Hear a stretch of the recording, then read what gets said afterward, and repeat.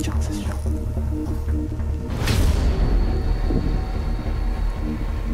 Cette partie a l'air plus glauque.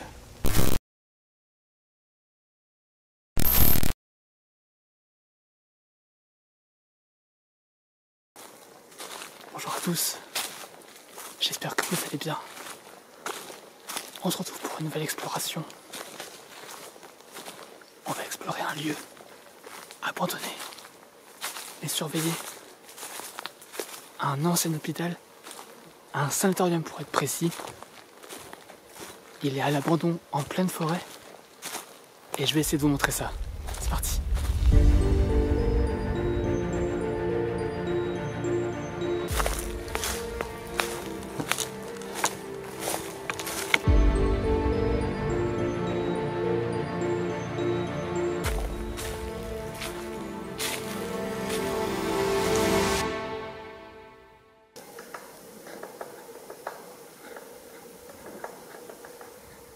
Je ne sais pas si vous entendez. On entend comme des coups de marteau. Mais pas très fort. C'est bizarre.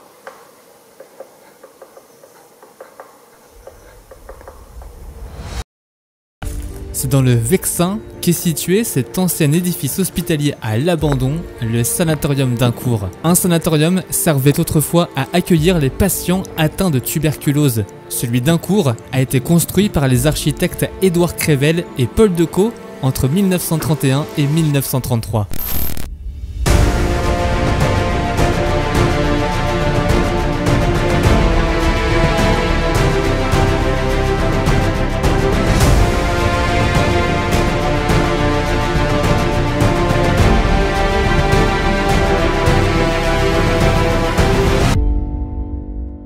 Le chantier du sanatorium d'Incourt suscita un tel engouement dans l'opinion publique que des photos des différents stades de la construction ont été commercialisées en carte postale.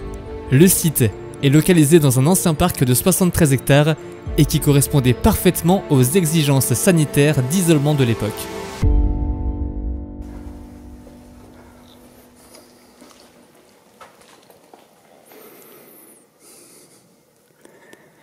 Il n'y a plus de bruit.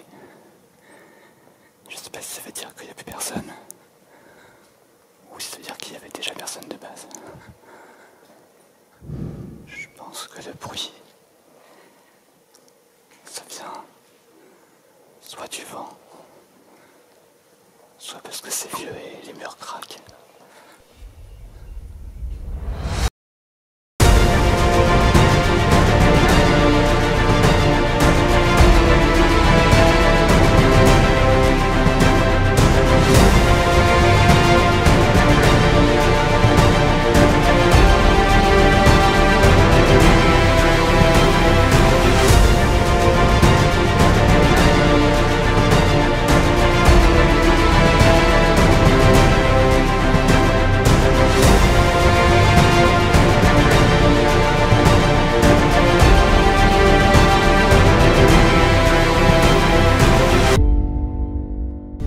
Trois pavillons ont été érigés, un pour les femmes, un pour les hommes et un autre pour les enfants.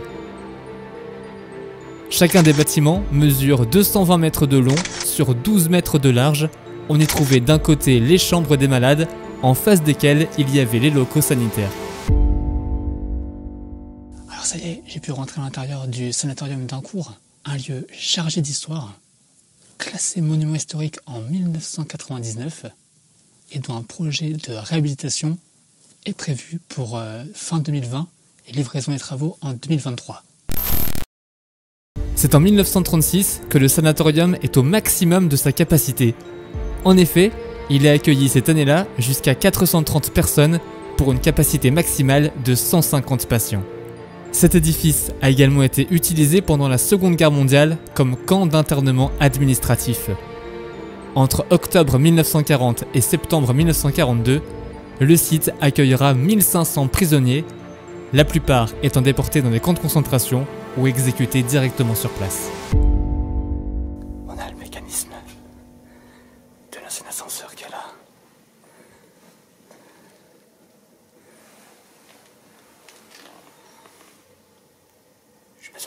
bien. On va redescendre. Et cette fois-ci, on va traverser le bâtiment de long en large.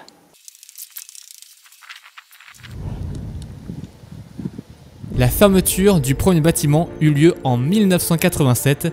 Il s'agissait du pavillon Adrien Bonnefroy-Cibourg qui rouvrira quelques années plus tard pour servir de camp d'entraînement. S'ensuit la fermeture du pavillon du Docteur Vian, celui-ci en 1988.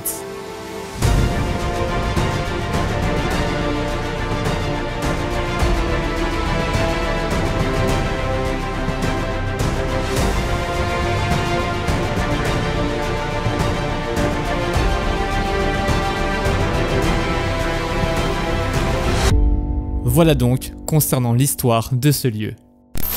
Bon, on a traversé le bâtiment. C'est à peu près la même chose de chaque côté. Le couloir donc. Les terrasses. Les escaliers. Et puis l'ascenseur.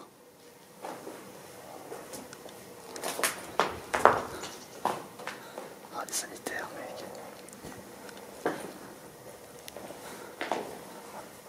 Les sanitaires. Alors, ce n'est malheureusement pas le seul cas en France, puisque beaucoup de sanatoriums ont fermé leurs portes et ont été laissés à l'abandon. Qu'en est-il de l'avenir de ces bâtiments? Eh bien, dans l'immédiat, pas grand-chose, même si un projet de rénovation pour le transformer en logement de luxe a été abordé. En effet, le projet de la société François Ier, spécialisée dans la rénovation de patrimoine historique en lien avec Stéphane Plaza, a été accepté en avril 2017 par le groupement hospitalier intercommunal du Vexin. Le projet comprend 64 appartements de luxe et un parking de 120 places prévu pour 2023, coût total 30 millions d'euros.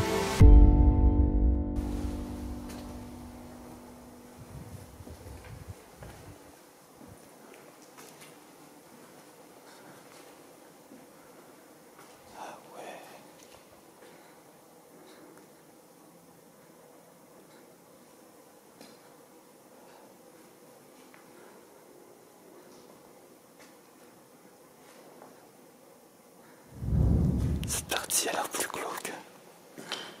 C'est très bizarre.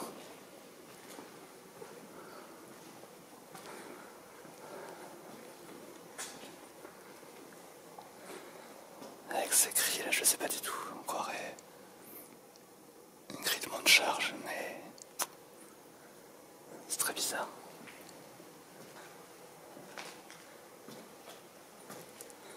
Ça ressemble à un réfectoire, je dirais.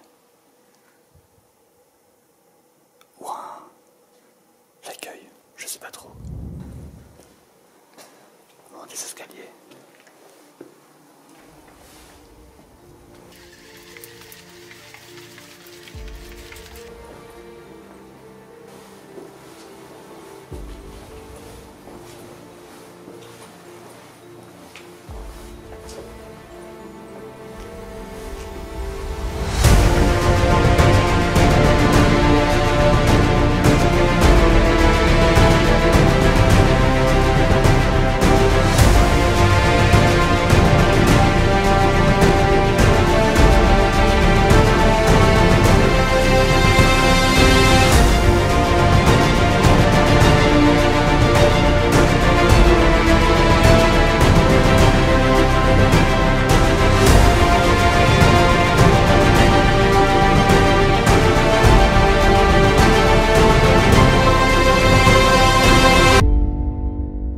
Ce sanatorium d'Aincourt a également inspiré quelques œuvres comme des films, des musiques ou encore des livres.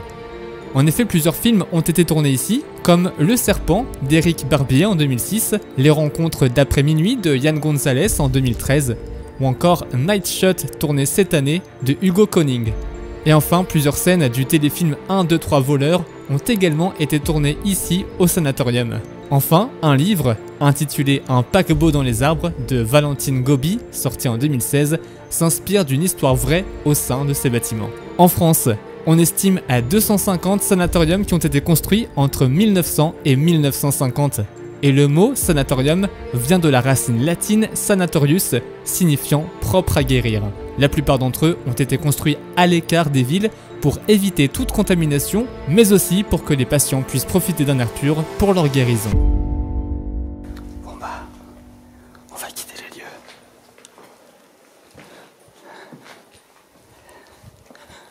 Un lieu à la fois fascinant, mais un peu flippant aussi. Surtout quand on connaît l'histoire et ce qui s'est passé ici.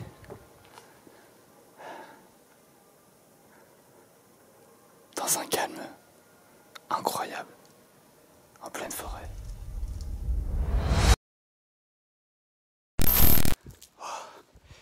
Au moment où j'ai quitté le sanatorium, il y a une voiture d'un gardien qui est arrivée.